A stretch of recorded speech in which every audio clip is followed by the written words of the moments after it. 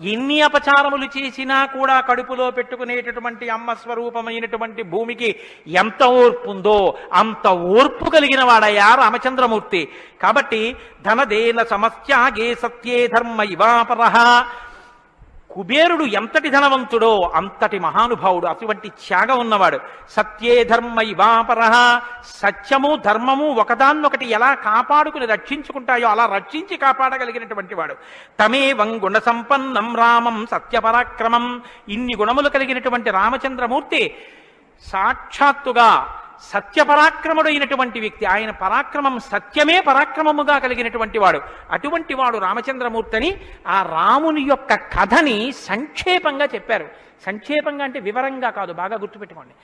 వివరంగా చెప్పలేదు, కేవలం ఏదో విహంగ వీక్షణం అంటారు చూసారా, ఒక్కసారి స్థాళీపులాక న్యాయంగా ఒకసారి అలా చెప్పేశారు. అది ఎంత తేలిగ్గా చెప్పేశారంటే సజగామ వనం వీర ప్రతిజ్ఞామనుపాలయన్ పితుర్వచన నిర్దేశాత్ కైకయ్యా ప్రియకారణాత్ అంటూ.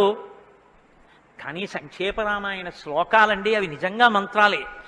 దశరథ మహారాజు గారు లేక లేక లేక లేక సంతానం కలగలేదని బెంగ పెట్టుకుని అశ్వమేధయాగం చేసి తత్పాపాన్ని పోగొట్టుకుని పుత్రకామేష్టి చేస్తే యజ్ఞపురుషుడు ఆవిర్భవించి ప్రసాదాన్నిస్తే ఆ పాయసాన్ని అనురూపలైనటువంటి తన భార్యలు స్వీకరిస్తే పెద్ద భార్య అయినటువంటి కౌసల్యాదేవి యొక్క గర్భాన్ని జనించినటువంటి సాక్షాత్తు విష్ణుస్వరూపుడైన ధర్మాత్ముడైన రామచంద్రమూర్తి పినతల్లి అయిన కైకమ్మ 14 సంవత్సరములు అరణ్యవాసం చేసి రాజ్యాభిషేకాన్ని విడిచిపెట్టుకోవాలి రామచంద్రమూర్తిని 2 వరములు రాత్రికి రాత్రి దశరథ మహారాజు గారిని అడ్డుపెట్టి నిగ్రహిస్తే తండ్రిని సత్యవాక్యమునందు నిలబెట్టడం కోసమని రామచంద్రమూర్తి రాజ్యాన్ని పరిత్యజించి నారవస్త్రాలు కట్టుకుని చెప్పులు కూడా విడిచిపెట్టి మహానుభావుడు అరణ్యానికి బయలుదేరి వెళ్ళిపోతున్నారు.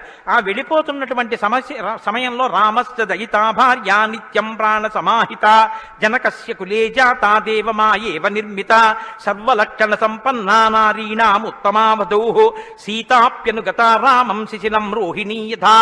సాక్షాత్తుగా దేవమాయయే లోకంలో ఉన్న సౌందర్యమంతా రాశీభూతమై ఒక స్త్రీ రూపంలో